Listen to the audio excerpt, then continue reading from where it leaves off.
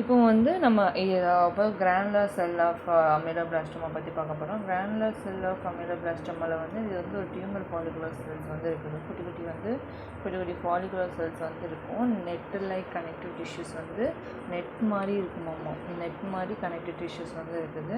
இதோட cell type எப்படி இருக்குதுன்னா,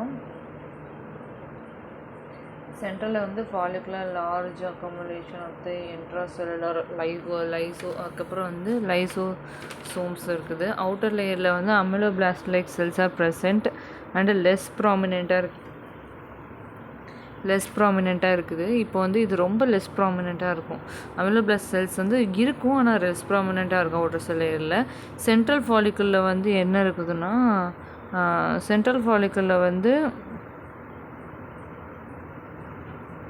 சென்ட்ரல் வந்து குட்டி குட்டி ஃபாலிகுல்ஸ் வந்து இந்த மாதிரி ஃபாலிகுல்ஸ்லாம் இருக்குது. சென்ட்ரல் ஃபாலிகுலில் எப்படி இருக்குது, சென்ட்ரல் ஃபாலிகுல் வந்து கிரானுலர் செல்ஸ் வந்து அதிகமாக இருக்குது. குட்டி குட்டி கிரானுலர் செல்ஸ்லாம் இருக்குல்ல, இதில் குட்டி குட்டி கிரானுலர் செல்ஸ்லாம் இருக்குது, அது அதிகமாக இருக்குது. இப்போ வந்து கிரானுலர் டிரான்ஸ்ஃபார்மேஷனில் வந்து ஸ்டிலேட்ஸ் லைக் செல்ஸ் வந்து இருக்குன்னு சொல்கிறாங்க. அதுக்கப்புறம் டிரான்ஸ்ஃபார்மேஷனில் பிஹேவியர் எப்படி இருக்குதுன்னா, it consist of more aggressive and high recurrence rate. ஒன்றை விட்டோன்னா இப்படி வந்துருமாமா. டெஸ்மோபிளாஸ்டிக்கில் எப்படி இருக்குதுன்னா, டெஸ்மோபிளாஸ்டிக் செல்ஸில் வந்து அதுக்கப்புறம் வந்து டெஸ்மோபிளாஸ்டிக் அமிலோபிளாஸ்டோமாவில் வந்து ஸ்ட்ரக்சர்ஸ் எப்படி இருக்குதுன்னா, அதுக்கப்புறம் tumour cells are embedded within the dense. Tumour cells இருக்கா, டியூமர் செல்ஸ்னால் வந்து இந்த டியூமர் செல்ஸ் வந்து நல்ல டென்ஸ் மாதிரி இருக்குமா, ரிச் கொலாஜனாக இருக்கும்.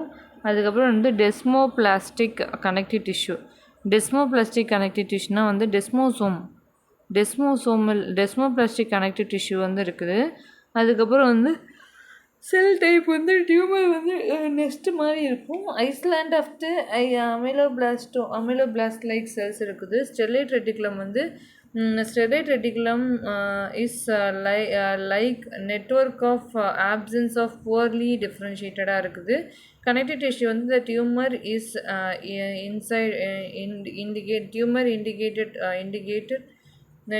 indicated marking ஃபைப்ரோசிஸாக இருக்குது. சிஸ்டிக் ஃபார்மேஷனில் வந்து சிஸ்டிக் டீஜெனரேஷன் வந்து ரேராக இருக்கும். கனெக்டிவ் டிஷ்யூ வந்து டியூமர் வந்து ஃபைப்ரோசிஸ் வந்து இருக்குது அப்படின்னு சொல்கிறாங்க. இப்போது இது எனக்கு பிடிக்கலை. டெஸ்மோபிளாஸ்டிக் அமிலோபிளாஸ்டோமான்னு ஏதாச்சும் கேட்டாங்கன்னா வந்து இதோட ஸ்ட்ரக்சர் எப்படி இருக்குது, இந்த டியூமர் லைக் செல்ஸ் இருக்கும், அதுக்கப்புறம் வந்து செல் டைப் இருக்குது, கனெக்டிவ் டிஷ்யூ இருக்கும், அதுக்கப்புறம் வந்து ஃபார்மேஷன் வந்து இருக்குது. சிஸ்டிக் ஃபார்மேஷன் வந்து அதிகமாக இருக்குது. இப்போ வந்து டயக்னோசிஸ் பற்றி பார்க்க போகிறோம். டயக்னோசிஸ் வந்து ரொம்ப ஈஸி தான். இப்போ டயக்னோசிஸ் வந்து எப்படிலாம் டயக்னோசிஸ் பண்ணுறோன்னா, ரேடியோகிராஃபியில் வந்து சிடி ஸ்கேன் பார்க்கலாம், அதுக்கப்புறம் எம்ஆர்ஐ பார்க்கலாம்.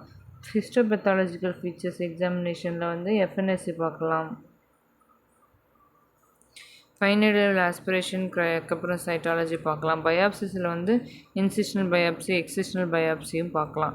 இப்போ வந்து என்னென்ன பயாப்சிலாம் இருக்குது, எக்ஸ்ரே இருக்குது, சிடி ஸ்கேன் இருக்குது, எம்ஆர்ஐ இருக்குது, எஃப்என்எஸ்சி இருக்குது, ஹிஸ்டோபெத்தாலஜிக்கல் எக்ஸாமினேஷன் இருக்குது. பயாப்சியில் வந்து அதுக்கப்புறம் வந்து இன்செஷன் அண்ட் ட்ரைனேஜ் பார்க்கலாம். இன்செஷனல் பயாப்சி, எக்ஸ்டென்ஷனல் பயாப்சி வந்து இருக்குது. நெக்ஸ்ட்டு வந்து ட்ரீட்மெண்ட்டு எப்படிலாம் ட்ரீட்மெண்ட் பண்ணலான்னா, இப்போ வந்து சர்ஜிக்கல் ப்ரொசீஜரில் வந்து அதுக்கப்புறம் வந்து வைட் லோக்கல் எக்ஸெஷன்னா ஒரு பர்டிகுலர் ஏரியா இந்த மாதிரி நம்ம வந்து டயக்ராம் வரைஞ்சிட்டு இந்த மாதிரி அமிலோபிளாஸ்டோமா இருக்குதுன்னா லோக்கல் எக்ஸெஷன் ஒரு மார்ஜினில் உள்ளது மட்டும் எடுத்து டு ப்ரிவெண்ட் தி ரெக்கரன்ஸ் வந்து ப்ரிவெண்ட் பண்ணலாம். அல்லது சர்ஜிக்கல் ரெசெக்ஷன் செக்மெண்டல் ரெசெக்ஷன்னா வந்து இப்போ வந்து நம்ம கத்தி வச்சு இந்த மாதிரி அறுக்கிறது செக்மெண்டல் ரெசெக்ஷன் சொல்லுவாங்க. Remove of the portion of the jaw remove பண்ணிடுவாங்க. எனுக்ளியேஷன் அண்ட் க்யூரேட்டில் வந்து ஸ்மாலாக இருந்துச்சுன்னா அல்லது யூனிசிஸ்டிக்காக இருந்துச்சுன்னா இது பண்ணிடலாம். ஆனால் வந்து எனுக்ளியேஷன் பண்ணுறதுனால ஹை ரெக்கரன்ஸ் ரேட் வந்து இருக்குது. வைடு லோக்கல் எக்ஸெஷன் பண்ணலாம். வைட் லோக்கல் எக்ஸெஷன் பண்ணாலுமே வந்து இது பண்ணலாம். இப்போ சர்ஜிக்கலில் வந்து முடிச்சாச்சு. சர்ஜிக்கல் வைட் லோக்கல் இது பண்ணலாம். அதுக்கப்புறம் செக்மெண்டல் ப்ரெசிஷன் பண்ணலாம். அதுக்கப்புறம் எனுக்லேஷன் க்யூரேட் வந்து பண்ணலாம். நெக்ஸ்ட்டு வந்து ரீகன்ஸ்ட்ரக்ஷன். அடுத்தது வந்து ரீகன்ஸ்ட்ரக்ஷன் வந்து எப்படி சொல்கிறாங்கன்னா, இப்போ வந்து ரீகன்ஸ்ட்ரக்ஷனில் வந்து போன் கிராஃப்டிங் பண்ணிவிட்டு ரீகன்ஸ்ட்ரக்டிவ் சர்ஜரிலாம் பண்ணுவாங்க. டென்டல் இம்ப்ளான்ட் அல்லது அது முடித்த பிறகு டென்டல் இம்ப்ளான்ட்டு ப்ராஸ்தட்டிக் வந்து வைப்பாங்க. ரேடியோ தெரப்பியில் வந்து ஒரு ஃபஸ்ட் லைன் ட்ரீட்மெண்ட்டாக வந்து அதுக்கப்புறம் வந்து அதுக்கப்புறம் radio sensitivity ameloblastoma may be considered as a case of